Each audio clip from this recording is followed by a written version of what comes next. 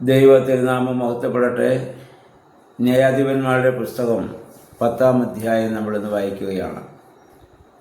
ഇസ്രായേലിലെ ന്യായാധിപന്മാർ പറഞ്ഞു നിർത്തുന്ന കാര്യമാണല്ലോ ചിന്തിച്ചു വരുന്നത്.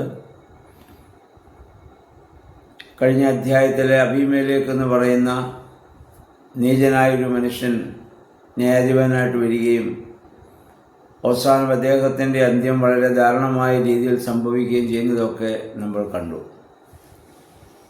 10-ാം അധ്യായത്തിൽ അബീമേലെക്കിന് ശേഷം തോല എന്ന് പറയുന്ന ഒരു മനുഷ്യൻ ന്യായാധിപനായിട്ട് നിയുക്തനാവുകയാണ്. അദ്ദേഹം ഇസ്സാക്കാർ ഗോത്രക്കാരനായിരുന്നു. 23 വർഷം ഇസ്രായേൽ ജനത്തിന് അദ്ദേഹം ന്യായപാലനം ചെയ്തു.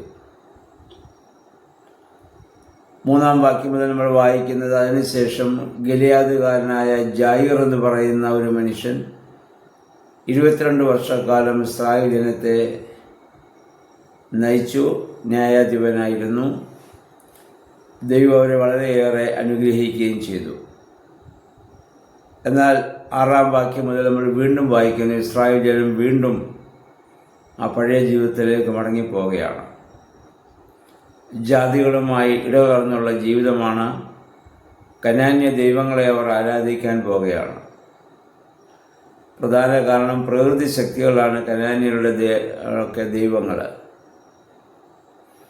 ഭൂമിയിൽ നന്നായി ജീവിക്കണമെങ്കിൽ, ഫലസമൃദ്ധി ഉണ്ടാകണമെങ്കിൽ, മറ്റുള്ള സംരക്ഷണം നമുക്ക് ലഭിക്കണമെങ്കിൽ പ്രകൃതി ശക്തികളാണ് നമ്മെ കാക്കുന്നതെന്നുള്ള ഒരു വലിയ ചിന്ത കനാന്യകളിലുണ്ട്.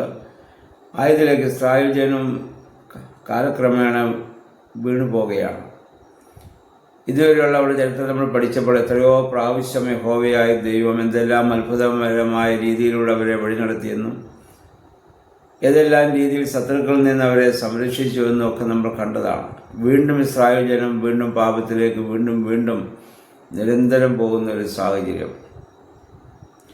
ഇസ്രായേൽ ജനത്തെക്കുറിച്ച് ചിന്തിക്കുമ്പോൾ അവരിങ്ങനെ ചെയ്യാമോ എന്ന് നമുക്ക് മനസ്സിൽ തോന്നാം. പക്ഷെ നമ്മളും ഇന്ന് പുതിയ നിയമത്തിൽ എന്താണ് ചെയ്യുന്നത്? ദൈവം സാക്ഷാൽ മനുഷ്യനായി ഭൂമിയിലേക്ക് വന്നു, മനുഷ്യരുടെ ഇടയിൽ സഞ്ചരിച്ചു. അവനെ കാണാനും തൊട്ടു നോക്കാനുള്ള അവസരം മനുഷ്യന് ലഭിച്ചു. പഴയ നിയമത്തിൽ ഷെക്കേന ഗോഡായിരുന്നവൻ, അഥവാ മാധ്യമങ്ങളിലൂടെ മാത്രം മനുഷ്യനോട് ഇടപെട്ട ദൈവം പുതിയ നിയമത്തിൽ ഇമ്മാനുവേലായി, അഥവാ ദൈവം നമ്മോട് കൂടെയായി. യേശുവിൻ്റെ കൂടെ നടക്കാനും തൊടാനും കേൾക്കാനും ഒക്കെ സാധിച്ച ശിഷ്യന്മാരുടെ സാക്ഷ്യമാണല്ലോ വിശുദ്ധ ബൈബിളിലൂടെ നമ്മൾ വായിക്കുകയും മനസ്സിലാക്കുകയും ചെയ്യുന്നത്. അതൊക്കെ നമുക്കുണ്ടായിട്ടും പാപബോധം എന്താണ് പാപമെന്ന് യഥാർത്ഥമായി ദൈവം നമുക്ക് വെളിപ്പെടുത്തി തന്നു. അത് അറിഞ്ഞിട്ട് നമ്മൾ വീണ്ടും പാപത്തിലേക്ക് നമ്മൾ വീണു പോകുന്നില്ലേ? വീണ്ടും നമ്മൾ പശ്ചാത്തപിക്കുന്നുണ്ട്, കുമ്പസാരിക്കുന്നുണ്ട്, വീണ്ടും അതേ പാപം അത് അത്രത്തോളം അതിനേക്കാൾ ഉപരിയായോ ചെയ്യുന്നൊരു സാഹചര്യം നമ്മുടെ ജീവിതത്തിലും ഉണ്ടാകുന്നു. കാരണം ജഡം, ലോകം, പിശാചികം എന്ന പോരാട്ട സഭയിൽ നമ്മൾ ജീവിക്കുന്നവരാണ്. പൈശാചിക പ്രലോഭനങ്ങളും പ്രകോപനങ്ങളും എപ്പോഴും നമുക്കുണ്ടായിക്കൊണ്ടിരിക്കും. അതാണ് ഇസ്രായേൽ ജനം ഇങ്ങനെ ആകുവാനുള്ളൊരു കാരണവും അതുതന്നെയാണ് എന്ന് നമുക്ക് വിചാരിക്കാം. നമ്മൾ അവരെക്കാൾ ഒട്ടും മോശമല്ല നമ്മളെന്ന് നമ്മൾ അത് കരുതേണ്ടതാണ്. അപ്പോൾ യഹോവയായ ദൈവം വീണ്ടും ഇവർ ബാൽ ദൈവത്തിലേക്കൊക്കെ പോയപ്പോൾ വീണ്ടും അവരോട് കോപിക്കുന്നു. എന്നിട്ട് ദൈവം ഫിലിസ്ത്യർക്കും അമ്മോന്യർക്കും അവരെ ഏൽപ്പിച്ചു കൊടുക്കുകയാണ്. ഏകദേശം 18 വർഷം അവർ ഇസ്രായേൽ ജനത്തെ ശരിക്കും ഞെരുക്കുന്ന ഒരു സാഹചര്യം വീണ്ടും ഉണ്ടാവുകയാണ്. അപ്പോൾ ഇസ്രായേൽ ജനം കർത്താവിനോട് വീണ്ടും ഇത് നിലവിളിക്കുകയും, ഞങ്ങൾ ബാലിനെ സേവിച്ചു പോയി, ഞങ്ങളോട് ക്ഷമിക്കണം എന്ന് ഏറ്റുപറയുകയും അവർ ചെയ്യുന്നുണ്ട്. 11-ാം വാക്യം മുതൽ യഹോവയായ ദൈവം വീണ്ടും അവരെ, ഞാൻ ഏതെല്ലാം രീതിയിൽ നിങ്ങളുടെ പിതാക്കന്മാരെ ഞാൻ വഴി നടത്തിയെന്ന് നിങ്ങൾ മറന്നുവോ എന്ന് ചോദിച്ചുകൊണ്ട് ദൈവം വിടുവിച്ച കാര്യങ്ങളൊക്കെ, ഏതൊക്കെ പ്രബലമായ ശത്രു രാജ്യങ്ങളിൽ നിന്ന് അവരെ സംരക്ഷിച്ചവരെ വീണ്ടും ഓർമ്മപ്പെടുത്തുന്നുമുണ്ട്. എത്ര പ്രാവശ്യം ഞാൻ നിങ്ങളെ സംരക്ഷിച്ചു എന്ന് പറയുന്നു. ഇനി അപ്പോൾ ഈ ജനം, ഇനി ഞങ്ങൾ ദേവന്മാരെ ആരാധിക്കാൻ ഞങ്ങൾ പോവുകയില്ല എന്ന് പറയുന്നു. ദൈവം കോപിച്ച് പറയുന്നു, ഇനി ഞാൻ നിങ്ങളെ രക്ഷിക്കുകയില്ല. നിങ്ങൾ ഏത് ദൈവങ്ങളുടെ മുന്നിൽ പോയി നിലവിളിക്കുന്നുവോ ആ ദേവന്മാർ നിങ്ങളെ രക്ഷിക്കട്ടെ എന്ന് പറയുന്ന ഒരു സാഹചര്യം കൂടി ഇവിടെ ഉണ്ടാവുകയാണ്. അപ്പോൾ ഇസ്രായേൽ ജനം യഥാർത്ഥമായി പശ്ചാത്തപിച്ചു, ഞങ്ങൾ പാപം ചെയ്തു പോയി, ഞങ്ങളോട് ക്ഷമിക്കണം. ദൈവത്തിന് മനുഷ്യനോടുള്ള കാരുണ്യം, ആ വലിയ സ്നേഹം വീണ്ടും ഇവിടെ പ്രകടമാവുകയാണ്.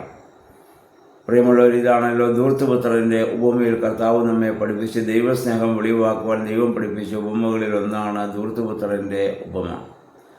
അപ്പനെ വേദനിപ്പിച്ച് അപ്പൻ സമ്പാദിച്ച സമ്പാദ്യങ്ങളെല്ലാം ചോദിച്ചു വാങ്ങിക്കൊണ്ട് നശിപ്പിച്ച് മടങ്ങി വരുന്ന മകനെ പ്രതീക്ഷയോടെ കാത്തിരിക്കുന്ന, അവൻ എൻ്റെ മകൻ എപ്പോൾ വരുമെന്ന് പ്രതീക്ഷയോടെ കാത്തിരിക്കുന്ന ഒരു സ്നേഹം ആ ഭവനത്തിലുണ്ട്. അതായിരുന്നു അവൻ്റെ അപ്പൻ.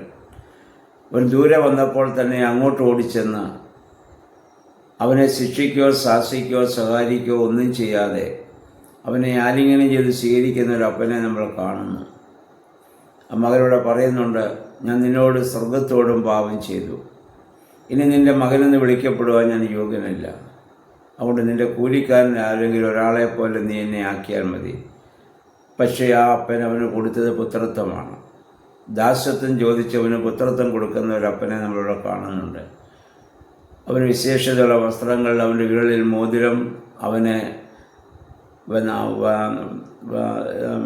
വലിയ വിരുന്ന്, ഇതെല്ലാം അപ്പൻ അവിടെ നൽകുകയാണ്.